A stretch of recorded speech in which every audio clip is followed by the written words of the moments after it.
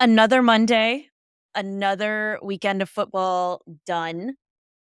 We have injuries now, more injuries, More more and people. more. Mm, Yeah. So give me one player you're considering benching for the rest of your fantasy season that is frustrating you to no end. So I drafted Caleb Williams as my quarterback, thinking this was going to be a great year for him. And I very quickly, early in the season, picked up Sam Darnold off the waiver wire. And I think it was week 1 or week 2. And so I actually have benched Caleb Williams probably for the rest of the season unless Sam Darnold stops performing. Yeah, Caleb Williams is a great one because he was doing really well there for a while. And then the last 2 games, he's put up 10 fantasy points, if not even quite that. You probably thought he was going to have a great game against Cardinals on Sunday, and he let you down. You got lucky that you didn't play him because I would have probably started him. Although Sam Darnold against the Colts, that's pretty great too. So I can see why you're benching Caleb and a little frustrated with him. And we'll see if he can step it up. But otherwise, you got Darnold. So that's pretty If good. Well, What I about you? have Who's your person? my person is Jalen Waddle. Jalen Waddle was my 4th round pick. I had to go back and look at the draft recap, and Jalen Waddle has just sat on my bench. I tried to trade him. Nobody would even take a trade for him. Part of the problem is I also have Devon Achan, and so I don't like playing both of them with the state of the Dolphins offense as it currently is. So he's frustrated me. And then Kyle Pitts is killing me at tight end. He's either great or he's getting 1.8 points like he got this weekend. It's just so hit and miss that it's frustrating me to no end. It was definitely not National Tight End Day again. That was over and done, and our tight ends did not make nearly as many fantasy points this week. They did not. I had Trey McBride also in another league, and he delivered a touchdown, so that worked out okay. But Kyle Pitts, I I got to get around playing him because it's killing me. So let's talk about some other frustrations in the NFL. And things finally, came to a boil. And we had our second coach get fired this year. I keep forgetting about the Jets coach because that happened so long ago. It was a different situation. So we had our second 3 coach. games in. Yeah. Second coach got fired. We're halfway done and they just couldn't stand it anymore. You lose to the Panthers and you got to go, apparently. So the Saints just couldn't handle it and they fired Dennis Allen after 7 straight losses. The first time since 1999 that they've had 7 straight losses. Remember after week 2 when we all thought maybe we were wrong about the Saints? That week 2 game, Kamara went crazy on the Cowboys. Well, it turns out the only thing we were Yeah. were about were the Cowboys. We I'd were still right say about the debatable Saints. there. I mean, with how the Cowboys played yesterday, they are not looking good either, but we were definitely wrong about the Saints too. Well, I thought the Cowboys were good, and I was wrong about them. They suck. Yeah, And no, now we that's what all I'm know that. saying is Yeah, but yes. I was wrong about them because I thought they were actually gonna be good in week 2 when that little show happened, and Yeah. then the only thing I was wrong about were the Cowboys. Anyhow, that game was a mess. Chris Olave was taken out on a stretcher in that collision with another concussion. He's going to be out a while because this is a second concussion this year. It's his 4th or 5th in his career, and it did not look good. And then Michael Thomas took to social media and didn't hold back on blaming Carr for it. The whole situation got real sticky really fast, and Thomas alluded that multiple coaches had been fired because they didn't quite believe in Carr. I ended up digging back through the whole history of the Dennis Allen and Derek Carr situation. And Dennis Allen was the coach for the Raiders in 2014 when Carr was drafted by the Raiders. So he drafted Derek Carr. And he named him the starter pretty much straight away, and that didn't go real well. He lost his first 4 games, and at the end of that 2014 season, Dennis Allen was fired from the Raiders. He coached, not a head coaching job elsewhere, and I always hate it when teams decide, "Oh, yeah, that guy, didn't make it as a head coach, but hey, let's try him again." That usually doesn't work out very well. We can talk about the whole Dan Quinn situation in Washington where it is working, but it doesn't normally pan out okay. In this case, it didn't pan out at all. Dennis Allen went to the Saints. He somehow got his hands back on Derek Carr and had his little reunion and was trying to make things work, but it's never worked out. And now there's just all sorts of turmoil in New Orleans, and they had enough. And Dennis Allen is canned, and now the Saints have to pick up and try to move on in a very bad situation. How many weeks was Carr out? Do you remember? It was one of those in my head. It was, oh, this was Carr's first game back. So I kind of wrote off several of the Saints games where they didn't have a quarterback. Oh, yeah. I don't know. But apparently no one else did. I am the only one who writes off games when they lose their starting quarterback. Miami's only played like 3 games this season to me. Rest of them They just wasn't don't Miami. count. They not.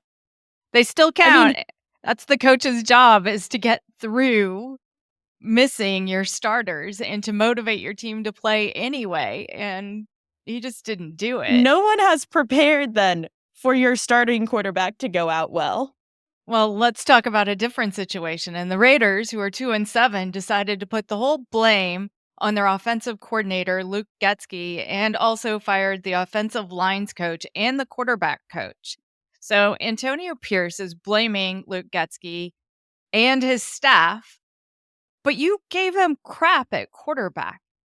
You know, you gave him Gardner Minshew, Aiden O'Connell, and Desmond Ritter and thought he was going to do well. I don't understand this. I don't understand why Antonio Pierce put all the blame on his offensive coordinator, but it's just a matter of weeks before Pierce is gone too. Team cohesion is a big thing, and doesn't seem like they have the right people on the field there to make things work, as well as at the top. Yeah, you had these 3 really bad quarterbacks, and Devante Adams thought that going to play in with the New York Jets with a hobbled Aaron Rodgers was a quarterback upgrade over these 3 quarterbacks. That tells you a little bit of something about this team. I don't know why they blamed Luke Getsky, but oh well. Let's move on. So we've got the trade deadline tomorrow. We're still anxiously awaiting to see who else gets traded. Last week was quiet week after we had a few splashes, but I think we're all anxiously awaiting some transactions that might occur. So some of the ones on my list are Adam Thielen with the Carolina Panthers at wide receiver. We haven't heard a lot about Thielen because he's been hurt, but he's now ready to come back. So he's either coming back or they're going to trade him. I don't know if they can get much for Thielen, but hey, something's better than nothing at this point. Your season's gone anyway, so get what you can and move on. Mike Williams, we've been talking about Mike Williams and expecting him to get traded. And then we have a bunch of defensive players. Marshawn Lattimore with the cornerback with the New Orleans Saints. He should move to a better position to be a more impactful player, and New Orleans should get something because they've going to have a lot of need at the end of this season. And then we've got a wide receiver in New England, KJ Osborne, that I think could be on the trading block as well. So as we're watching our election results come in, we'll be debating some of the trades that happened that hopefully happen tomorrow. Will the teams like Carolina and New Orleans and the teams without the winning records currently try to go after anyone who will boost their season currently, or are they just trying to make trades that will give them draft picks at this point? Yeah, they just want draft picks, and any team that is in a good situation that needs some help due to injury or filling a hole they didn't exactly know they had is looking to bring in those quality players from those losing teams that are just in a rebuilding situation. Well, let's talk about those teams that probably need someone by going over the week 9 injuries. Who got injured this weekend? We mentioned Chris Olave with the New Orleans Saints and that concussion. So he'll be probably 3 to 4 weeks. At least I think. I think this is a Tua situation that we saw earlier in the year, and they've got to be very careful bringing Olave back. He was out for a while on the field and not moving. It was a scary situation. But he was cleared and he was allowed to travel home with the team, so that's all good news for him. But we have to see, if he comes back and plays on that losing team given that situation. I don't think I would risk my health, but we'll see. Another injury, Drake London with the Falcons had a hip issue, and then after the game, it was reported with an oblique strain. I think we'll see him this weekend, but we'll, watch as the week goes on and the practice reports come out. If London stays out, it could mean more to Mooney. Definitely. And then we'll know. And then maybe Kyle Pitts can actually be involved every week and not just a couple games. Are you going to walk back benching Kyle Pitts now? Only if London is out. Maybe yeah. That's Some it. weeks are like that, though. You got to make that decision. You do. CeeDee Lamb also went out. Yeah, CeeDee Lamb, that was a sad situation. You could tell that he was hurting and they kept playing him, and I have no idea why the Cowboys were doing that. They were already losing, and they had him come in for a 2-point conversion. He was out for the touchdown that didn't matter at the end of the game, but then they put him back in for a 2-point conversion that was pointless. I have no idea why they were risking that. He was demanding to go in. He was on the sidelines wanting to go in and pushing them and was not happy to be sidelined. So Right. I wonder if they kind of felt like they just had to let him go, because I remember that game. Even the announcers were like, "What are they doing? We just saw a couple weeks ago Tampa Bay's injuries. This isn't a good idea." I guess CeeDee Lamb is the opposite of Anthony Richardson, who needs a breather and can't, push through things. So CeeDee Lamb is what we expect in players. Anyhow, he's got an AC joint issue with his shoulder, and he's taken many hard hits on it. So he's supposed to have an MRI today. I haven't heard anything that's come out of that at this point. I think we are looking at least 2 weeks with CeeDee Lamb out if they can, tie him down and not let him play. And then Dak Prescott also got injured. His hand was bleeding. He has a hamstring injury. He was just all beat up, and he had an MRI today, and it sounds like it's a significant injury with the hamstring, and he's looking at extended time, 3 to 4, probably more in the 4 to 6 week range to be out. So if you were playing Prescott, 1, you already have problems, but 2, you're going to need a substitute. Also on the quarterback side, Caleb Williams hurt his ankle. Yeah, so he hurt his ankle, but he kinda just pushed through it and didn't miss a beat, so I think he's fine, and he'll play this week. They just wanna report He that he was had an only worth ankle injury. 10 fantasy points, so. Yeah, that's true. I forgot Similarly, you he's might still wanna on look your elsewhere. bench, right? Yes. You're still benching him, ankle injury, whatever, you're still going on the bench, Williams. So one of the other wide receiver injuries was to A.J. Brown with the Philadelphia Eagles, and he had a knee injury, and this one has had some conflicting reports with the knee injury. The knee apparently, you could see it bend forward, which was similar to the MCL sprain that DK Metcalf suffered, and he's been out. We're looking now 3 to 4 weeks with DK Metcalf, but they're saying A.J. Brown's fine and that he's could have played. So I don't know which one it is. If he could have played, I'm not sure why he didn't play. So we're going to have to watch the injury reports this week and find out more information about that knee injury to AJ Brown. This is going to be a situation like Metcalf where you go in every Sunday thinking, "Oh, maybe I can play this person." And then you have to make the last minute decision of, "Okay, nope, not this week. Let's try again next week." At least I think they declared Metcalf out this week on Friday, which helped us They did. fantasy managers Yes. out just a little bit. Also, Buffalo's feeling some pain even after adding Amari Cooper, and then Amari Cooper is still injured with the wrist injury and missed last week's game. Keon Coleman is also now injured with another wrist injury. Yeah, so they've got both wide receivers with wrist injuries, which I don't think I remember hearing a lot about wrist injuries, but hey, their wrists are getting hurt, and somehow. So maybe something they're doing is causing a wrist injury, but they both are questionable with wrist injuries. Our waiver wire pickup at running back is interesting and going to be somewhat of a replacement for these two if you're looking for a flex slot player. And then we had a tight end, another Cincinnati tight end get hurt, Erick All Jr.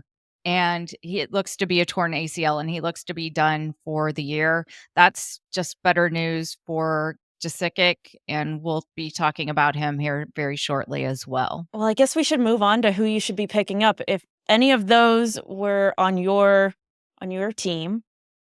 As we move on, don't forget to hit the subscribe button if you're enjoying our episode so that you don't miss us and our free weekly contests. So let's Right. start with wide receivers, because I think that's where we have the most injuries.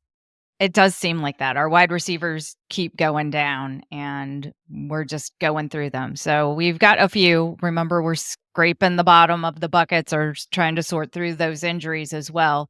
So wide receivers, Demarcus Robinson for the LA Rams. We saw him have a super game yesterday against the Seahawks after Puka Nacua decided he was going to punch player and get ejected out of the game, which was just great for everyone's daily fantasy lineups when your player gets ejected for throwing a punch. Anyhow, Robinson stepped right in there. And I mean, Puka was already injured and Cooper Kupp gets injured a lot. So I'm kind of willing to pick up Robinson and bet that either Puka or Cooper Kupp is going to be injured in the next few weeks, or both of them. And that makes Robinson even more valuable. So he's 75% available in leagues. Next up, he gets Miami, which is a good matchup. Then he gets New England, and then Philadelphia, and then New Orleans, which is always fun.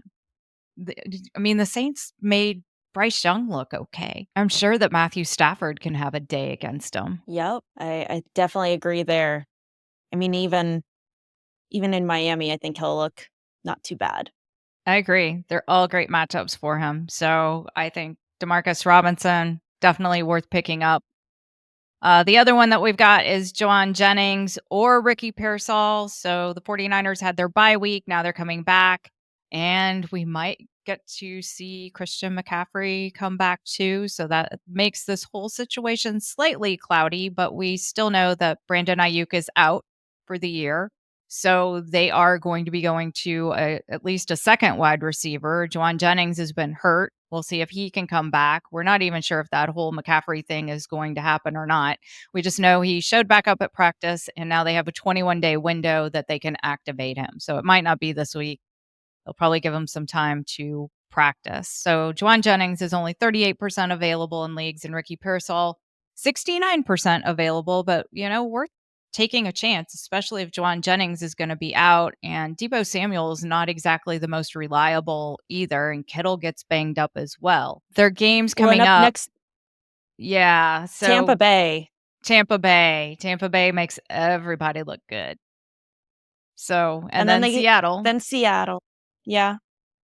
And while I would love to not say anything negative about Seattle, it could be a good matchup for them to run a bit. And then Green Bay, which we saw how that went yesterday with Detroit. Yeah. Detroit's looking good. They're looking really good.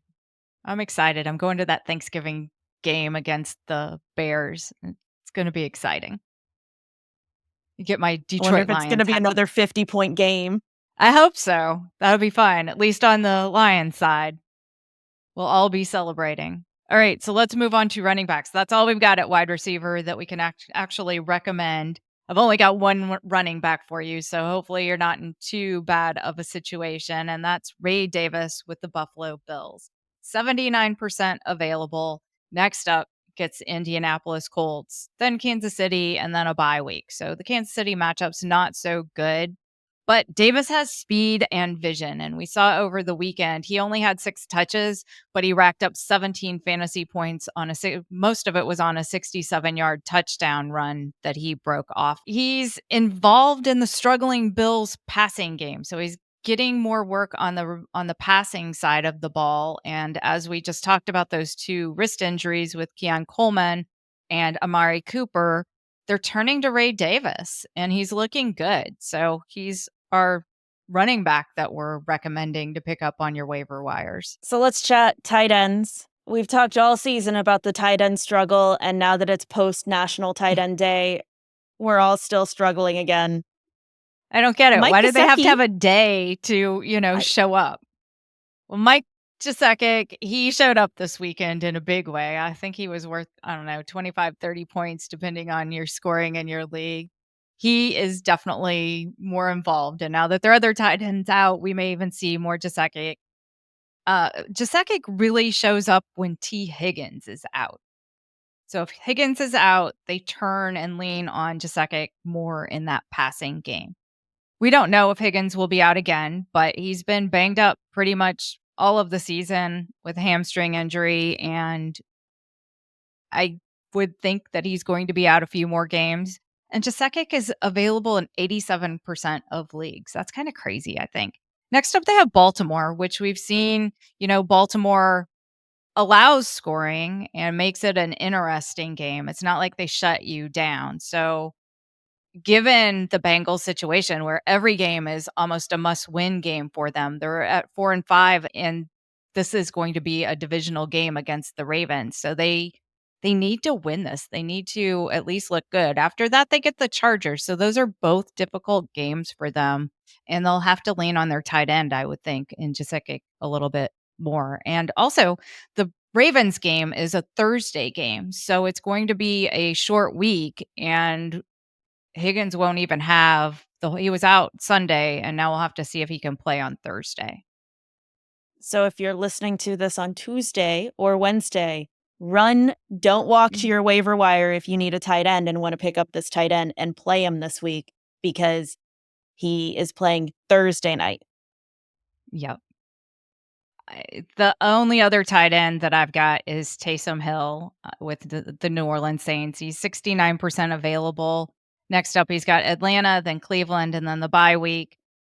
We've already talked about the struggling Saints, and now they're going to be without Olave on top of that. Hill gets involved in all sides of the ball. So he can run the ball, he can catch the ball, he can pass the ball. He's all over the place. And with all of their injuries and the whole struggling team, I think they'll look to get Taysom Hill a little bit more involved on all aspects. He did miss the 3 games with a chest injury, but he's healthy again.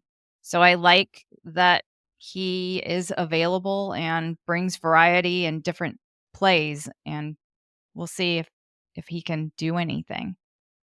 I think I saw he took a couple of snaps as quarterback yesterday even. He did. Yeah. Speaking of What a players taking other snaps and different plays, did you see the Bo Nix play where he yes. caught the pass? I was watching that and I'm like, who is catching that touchdown? And then I'm like, wait, that's Bo Nix.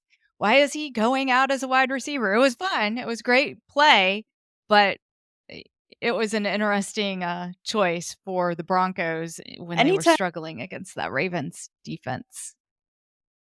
I might hear the quarterback catching and scoring a touchdown announced by the announcers, I'm like, oh, the announcers must have gotten that wrong. I need to go fact check this now. Nope, it happened. All right, if you're in need of a quarterback, I've got 2. Daniel Jones, New York Giants. He had a day yesterday against Washington. He still lost, but he had 2 touchdowns, didn't throw any interceptions. He looked good. Somehow Malik Neighbors did not have a good day, and Daniel Jones did. I'm not really sure how that happened. But his schedule is maybe the best quarterback schedule for the next 4 weeks. Next up, he has Carolina, and that game is in Germany. We have one of those early games this weekend, so that's a Germany game.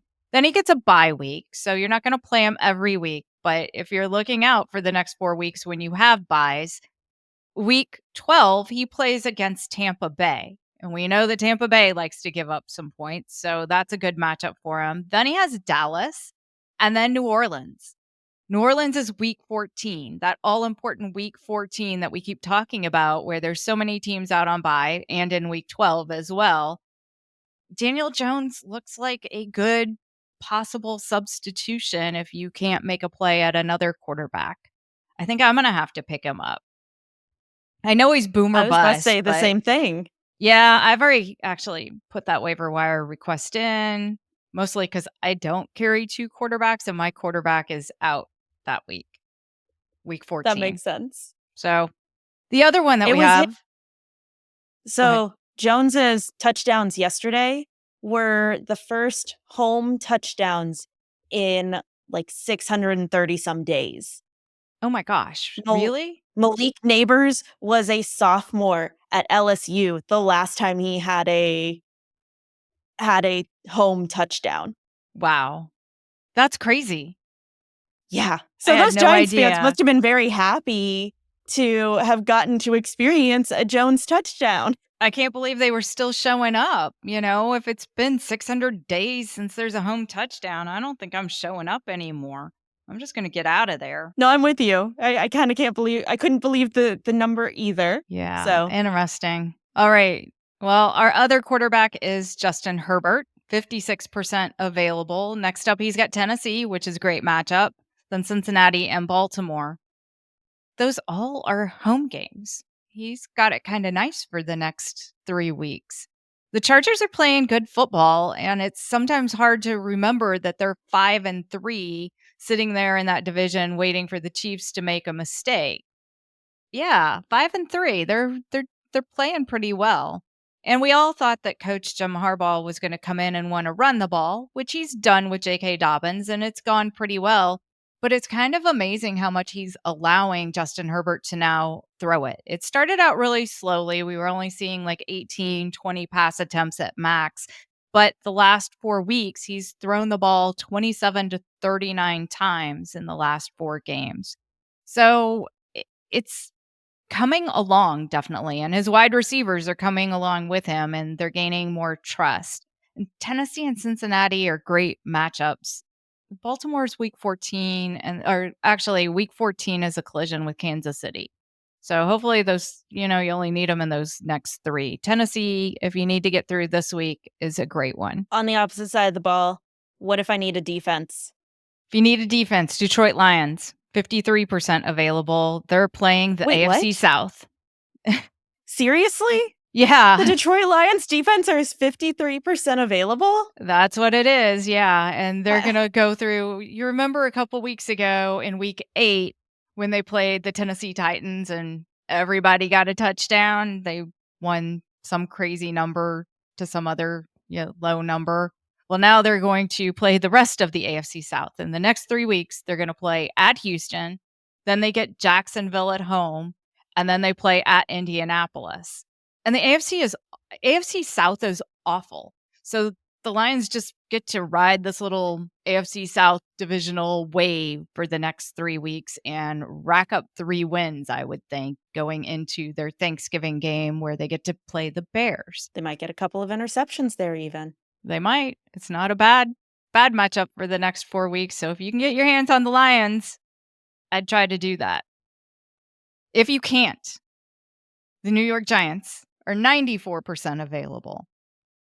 This one makes a little more sense. Yeah, 94% available. It does. So they haven't been playing bad, but they haven't been playing great either. Their offense usually doesn't help them out very much and puts them in bad situations. But next up, they get the Carolina Panthers. Again, this game's the Germany game, but the Panthers are playing Bryce Young, and the Panthers have average scoring 12 and a half points in Young's 4 starts. And Young's thrown 6 interceptions. And the Giants' defense has been good, especially at sacks. This is the time to play them. Yeah, if you're looking to get by, this is it.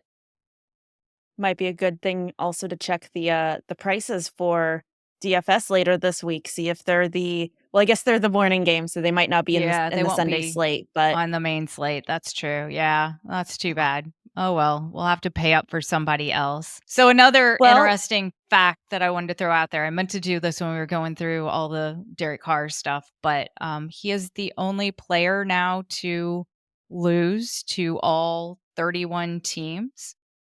Not, something you want on your resume. No other quarterback has ever done that. And on the flip side, on something good that no other quarterback's ever done, Lamar Jackson yesterday had a perfect passer rating for the fourth time in his career. And no quarterback has ever had 4 perfect passer ratings in their career. Oh, wow. Yeah, That's amazing. it is. Fun fact. I like those facts. I think the only other fact I have is when Devante Adams went to the Jets, he played and lost to the Steelers 2 weekends in a row. Oh, yes. Yeah, no fun there. And speaking of the Jets, the NFL has decided to save us on week 11 and flexed a game. So we were supposed to be watching the Indianapolis Colts at the New York Jets for Sunday Night Football. And luckily, they're going to move them to 1 o'clock and give us the Cincinnati Bengals at the Los Angeles Chargers instead. That'll be a better game, I think. I think so too. It'd definitely matter more. Well, hopefully all of our listeners got some extra sleep this weekend with the fall back, and definitely encourage you to run to the waiver wire if you're going after the tight end, or check out your lineup and make sure you like your players and let us know who you would bench for the rest of the season. Yeah, drop Good us a luck. note. Who are you benching? Put it in the comments.